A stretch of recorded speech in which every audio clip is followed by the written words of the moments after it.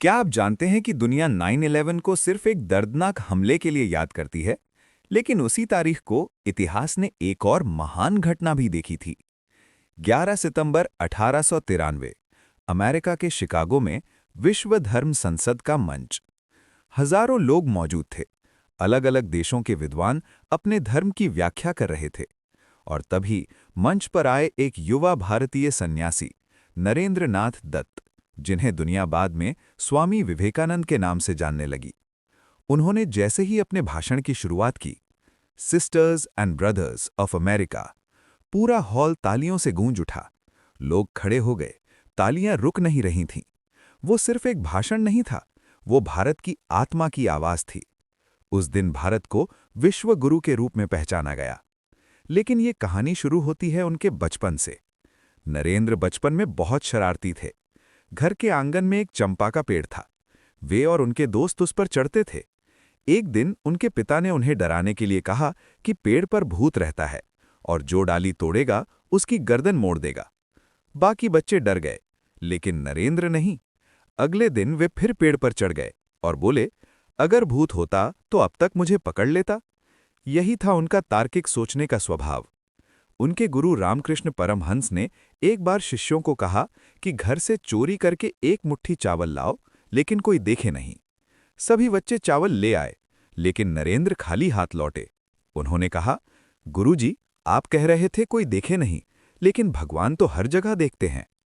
बचपन से ही उनका चरित्र इतना मजबूत था।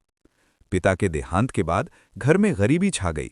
कई बार वे भूखे रहते थे, लेकिन घर आकर माँ से कहते, मैं आज भोज में गया था, और अपना खाना माँ को दे देते थे। उनका सपना था दूसरों की सेवा करना। उनकी पढ़ाई के किस्से भी अद्भुत थे। वे 3 दिन 3 रात बिना सोए पढ़ सकते थे। कई बार बेहोश हो जाते थे, लेकिन लक्ष्य से नहीं हटते थे। उन्होंने कहा था, उठो, जागो और तब तक मत रुको जब तक लक्ष्य प्राप्त न हो जाए। ये उनका जीवन मंत्र था। उनकी स्मरण शक्ति इतनी तेज थी कि लाइब्रेरी से 1 महीने में 30 किताबें पढ़कर उन्होंने हर सवाल का सही उत्तर दिया, यहां तक कि पेज नंबर और पैराग्राफ तक बता दिया। एक बार एक ब्रिटिश व्यक्ति ने पूछा, आप अच्छे कपड़े क्यों नहीं पहनते? स्वामी जी ने उत्तर दिया, आपके समाज में कपड़े आदमी को जेंटलमैन बनाते हैं, लेकिन हमारे समाज में चरित्र इंसान को जेंटलमैन बनाता है। अमेरिका में एक प्रोफेसर ने उन्हें अपमानित करने की कोशिश की। कहा, सूअर हंस के साथ नहीं बैठते। स्वामी जी मुस्कुराए और बोले, तो ठीक है, मैं उड़ जाता हूं। पूरा हॉल हंस पड़ा। प्रोफेसर चुप हो गया। क्लास में प्रोफेसर ने पूछा, धन और बुद्धि में से क्या चुनोगे? स्वामी जी बोले, धन।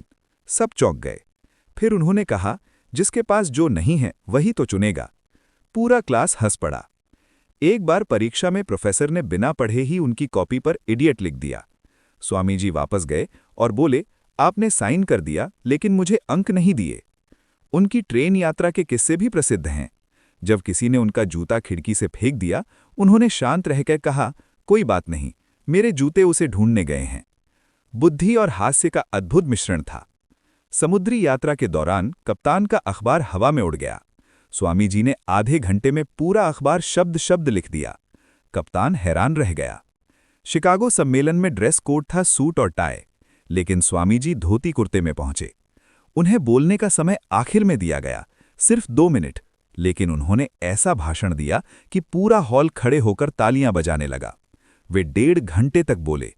उस दिन दुनिया ने माना कि भारत केवल भूमि नहीं, एक महान आध्यात्मिक शक्ति है।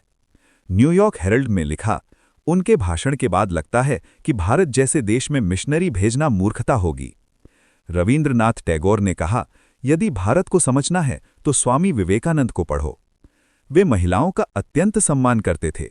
एक बार एक महिला ने उनसे शादी की इच्छा जाहिर की और कहा कि मैं आपके जैसा बेटा चाहती हूं।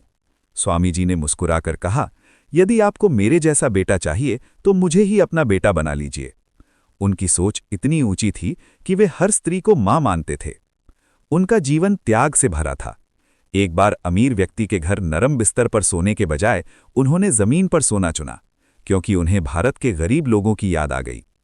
उन्होंने हमेशा कहा, अगर तुम मदद कर सकते हो तो हाथ बढ़ाओ, और अगर नहीं कर सकते तो हाथ जोड़ो। 1902 में गंभीर बीमारियों के बावजूद उन्होंने कभी नियम नहीं तोड़े।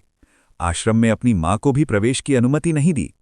अंततः मात्र 39 वर्ष की आयु में उन्होंने शरीर त्याग दिया, लेकिन उनका संदेश अमर है। उनका अंतिम संदेश था,